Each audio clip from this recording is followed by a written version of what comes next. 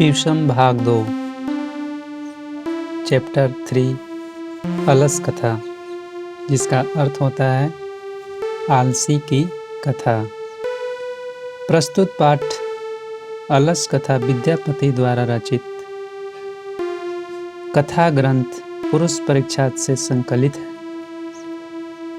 विद्यापति लोकप्रिय मैथिली कवि थे, फिर भी संस्कृत भाषा में ग्रंथ रचनाकार अपनी अप्रतिम प्रतिभा का परिचय दिया है।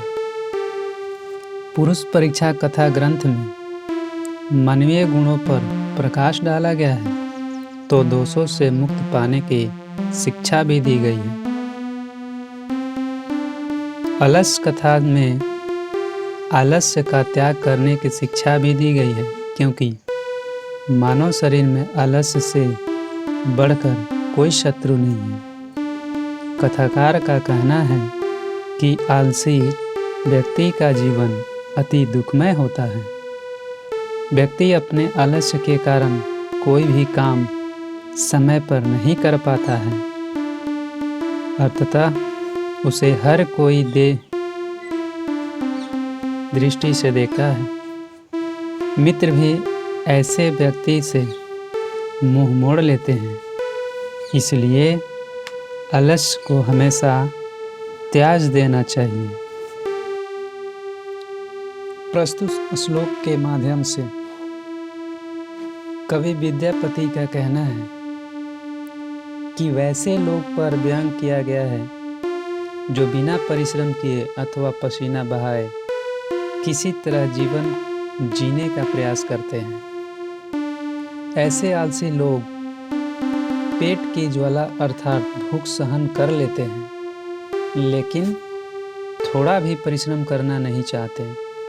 ऐसे लोग भाग्यवादी होते हैं कि वे संकट को भी भाग्य पर थोप कर सहन कर लेते हैं, जबकि नीतिकार आलस्य को सबसे बड़ा दुश्मन मानता है। इसलिए हमें सारी आलस्य का त्याग करके परिश्रम करने का प्रयत्न करना चाहिए, अन्यथा जीवन दूसरों की दया पर आश्रित हो जाएगी। दोस्तों, इस पाठ में विद्यापति आलसियों के बारे में 4 आलसियों के बारे में बताना चाहते हैं। प्रस्तुत पाठ अलस कथा विद्यापति लिखित पुरुष परीक्षा कथा संग्रह से संकलित है। इस कथा के माध्यम से मानवीय गुणों का महत्व बताया गया है, तो दोषों से मुक्त पाने की शिक्षा भी दी गई है। कवि का कहना है कि एक मिथिला नामक नगर था, जिसमें एक वीरेश्वर नाम का मंत्री रहा करता था। वह स्वभाव से दानी तथा दयावान था। वह संकटग्रस्तों, निर्धनों तथा अनाथों को भरपेट भोजन कराता था। वह वस्त्र भी दिया करता था। उसका मानना था कि आलसी के लिए हर कष्ट सहज होता है, किंतु परिश्रम असहज होता है। तब आलसी लोगों का इच्छानुकूल लाभ सुनकर उस क्षेत्र के सभी बनावटी आलसी भोजन करने के लिए इकट्ठे हो जाते हैं। उन्हें अपने इच्छा अनुसार भोजन प्राप्त होने लगता है। बिना कोई कार्य किए भोजन ग्रहण करने लगते हैं। इसके बाद आलसियों पर अधिक खर्च होते देखकर मंत्री को एक सलाह लेनी पड़ती है, तो उसमें बुद्धिहीन के लिए एक परीक्षा की जाती है। यानी आलसियों के लिए एक परीक्षा का समाधान के लिए सभी मंत्रियों एक जगह जुटकर यह निर्णय लेते हैं कि सभी आलसियों को इकट्ठा करके एक कमरे में बंद करके और उसमें आग लगा दी जाए और उसमें अगर जितने आलसी नहीं भागते हैं तो वे सभी असली आलसी हैं, और जो लोग अपनी जान बचाकर भागने लगते हैं वे बनावटी आलसी हैं।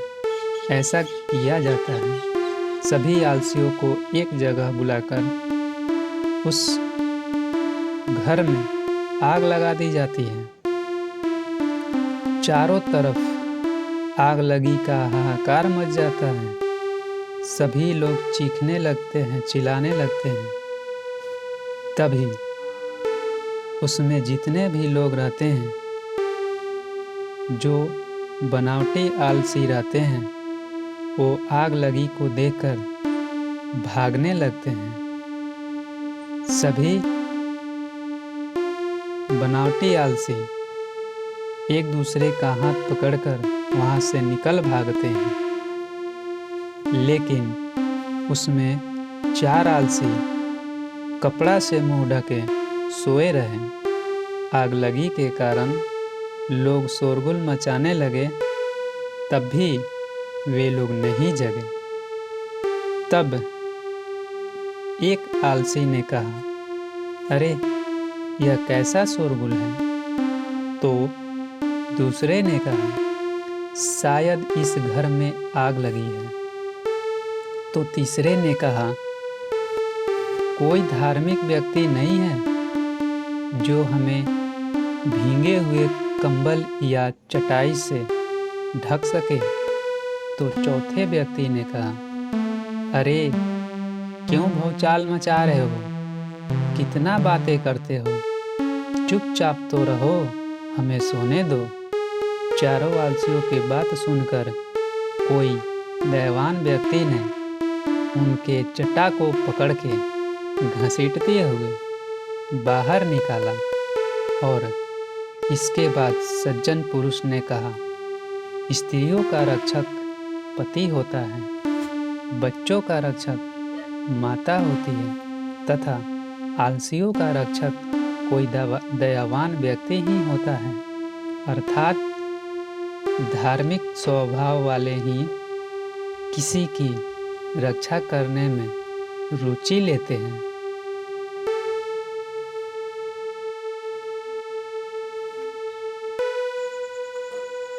दोस्तों, वीडियो पसंद आया हो तो कृपया लाइक करें, शेयर करें, सब्सक्राइब करें तथा बेल आइकन को अवश्य दबाएं ताकि जब भी हम नया वीडियो अपलोड करें सबसे पहले आप तक पहुंचे।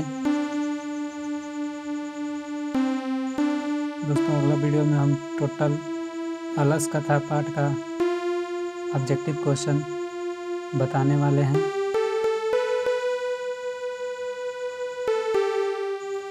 तब तक के लिए दीजिए हमें इजाज़त। मिलते हैं अगले वीडियो में ऑब्जेक्टिव के साथ।